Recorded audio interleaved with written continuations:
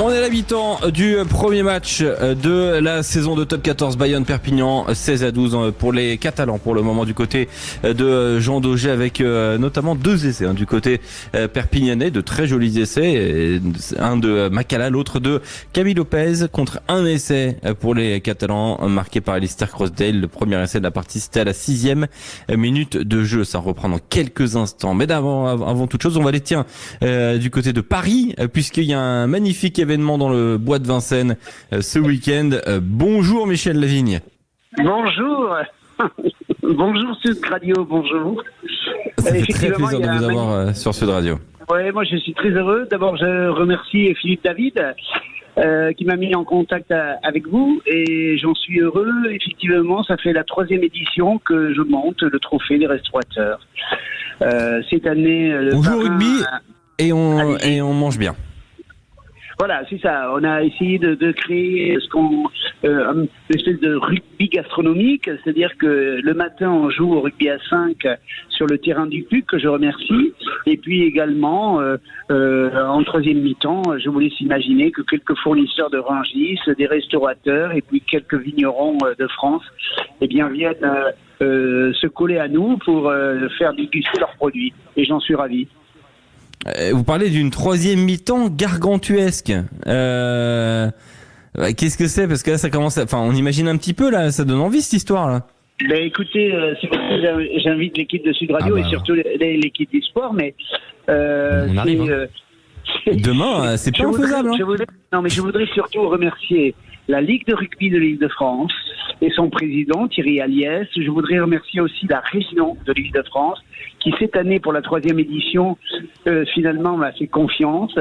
Et puis, je voudrais remercier la FFR qui m'accompagne depuis le début, puisque nous avions commencé à Jean-Bouin, sur le terrain du Stade français, où j'ai créé ce qu'on appelle le rugby à 5 et que j'ai développé. Voilà.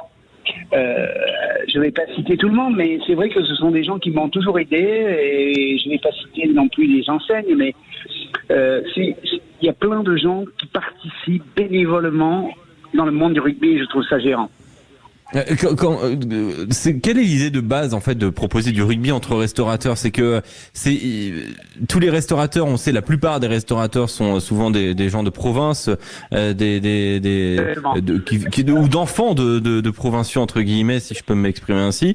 Et le rugby à Paris a été aussi et aussi amené par ces brasseries, par ces restaurateurs, par la petite Périgourdine, et qui est dans le 5e arrondissement. J'habitais à 20 mètres de ce restaurant, et je vois que Jean-Luc Martin, qui a joué au PUC, c'est un joueur du PUC, qui est le patron de cet établissement. C'est quoi? C'est de ramener cette convivialité provinciale dans la capitale? Oui, je pense que moi, ce que j'ai vécu, parce que j'ai quand même un âge avancé, et qu'à l'époque, j'avais envie de dire, le rugby c'était ça, mais après il y avait les copains, et les copains c'était même des adversaires. C'est-à-dire que tu partageais la bonne bouffe, comme on dit, le bon vin, et tout le monde échangeait. Et il faut pas que ça se perde. Je crois qu'il faut pas que ça se perde. Il faut savoir que un mec comme Dupont sort d'un petit village, tout ça, il faut que ça reste. Parce que c'est l'essence même du 15 de France, c'est l'essence même des clubs de rugby. D'ailleurs, quand on entend parler de Stade Toulousain, là, Bayonne, c'est l'essence même, Perpignan, voilà. Donc, ces clubs-là ont besoin de cette convivialité, et c'est notre force.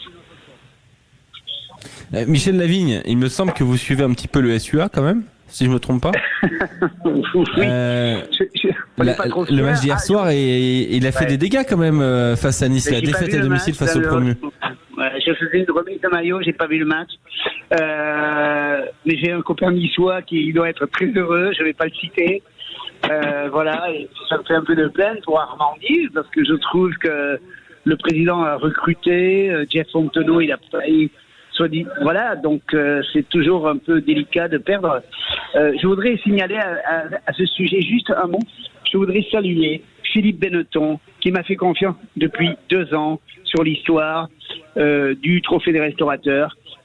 c'est le parrain, et demain il sera à la Cipale, au Vélodrome Jacques Anquetil, où va se dérouler donc ce trophée des restaurateurs. C'est quoi le repas parfait du rugbyman? Pardon? Quel est le repas parfait du rugbyman, Michel Lavigne? Ben moi je pense que c'est d'abord un peu l'apéro, juste une petite bière, boire peut-être un petit ricard, ensuite ensuite gênant, parce attention, que le ricard à Paris ça pose problème en ce moment. On peut maintenant. Ah, d'accord, ok. Non mais ça c'est pour Ensuite. Ensuite, on va dire que le plat, on pourrait faire une petite salade en entrée avec une petite terrine de la petite Périgourdine que vous connaissez, puisque vous connaissez le restaurant qui se trouve dans le 5e. Ensuite, on pourrait rajouter un petit confit de canard avec quelques pommes salardaises, un petit peu de fromage, pourquoi pas du Cantal, et puis une salade de fruits pour terminer. Ah ouais, c'est après avoir joué, parce que si on fait ça avant d'avoir joué, c'est compliqué. Et ça, on va pas aller très vite. On a faim là. Ah, mais tu sais, on a Julien Thomas là avec nous, ancien international, champion de France avec le Stade Français Paris. Julien, il a 2 doigts de débarquer à Paris demain, Michel. Hein. Ah oui, je vais vous faire une petite information. Donc il y aura Philippe Benetton, mais il y aura également un champion de France, Djibril Camara, qui a joué donc au Stade Français. Avec Julien du coup. Avec voilà. Julien du coup. Ah bah Julien, demain on te voit à Paris ou pas Julien? Eh bien avec plaisir, Djibril Camara avec qui j'ai joué. Et d'ailleurs, vous parliez de Rungis. Bon, l'anecdote, c'est qu'on avait fait une 3e mi-temps à Rungis avec Djibril, avec Sergio Parissé, Antoine Burban, une belle bande de copains, que des bons mecs, Pascal Papé, où on était très bien reçus par les restaurateurs. Grand monsieur. Oui, et bien reçus par les restaurateurs. Et je peux vous dire que le rugby. T'as fait une 3e mi-temps à quelle heure c'est la nuit. À Rungis, ça ouvre très tôt. Je ne vais pas prendre la parole. J'ai un restaurateur qui a pas pu monter son équipe. Mais pendant 2 ans, je voudrais parler de Clément Daguin, que j'aime beaucoup, qui est une mêlée formidable, le père. Bien sûr. Voilà. Et ils peuvent pas venir demain, mais voilà, c'est un peu cet esprit-là, quoi. Et le professionnalisme, il le faut absolument, parce qu'aujourd'hui, tu es dans cette époque-là. Mais en revanche, garde un peu l'essence même du rugby, parce que les grandes valeurs, ceci et cela. Oui, elles sont à travers ce monde-là, du village, du vigneron. Demain, il y aura un peu de Bergerac, le mec il monte pour se faire plaisir, pour se faire connaître auprès d'autres personnes, de restaurateurs. Voilà, moi je suis très content de pouvoir dire ça, parce que je pense que c'est important, quoi. Il faut garder un peu notre esprit français cocorico. Eh ben merci beaucoup Michel Lavigne, c'est demain du côté donc du stade du Puc à la Cipale, au cœur du bois de Vincennes. C'est bien le bonjour à Philippe Benetton et à Djibril Camara de ma part, Julien Thomas. Voilà. D'accord, je vais lui dire. Je ne l'ai pas dit à Philippe parce que hier soir je remettais les maillots des restaurateurs à la Ligue de rugby de l'Île-de-France. Je sais que vous m'avez appelé et voilà, j'ai pas eu le temps de lui dire parce que c'est toute une organisation. Je suis un peu équipé, mais pas vraiment. Et je suis vraiment, ça m'a beaucoup touché que vous m'appeliez Sud Radio. Je vous remercie. Avec grand plaisir, Michel Lavigne. Dans un instant sur Sud Radio, on revient du côté de Bayonne. Bayonne-Perpignan, 16-12 pour les Catalans. À tout de suite.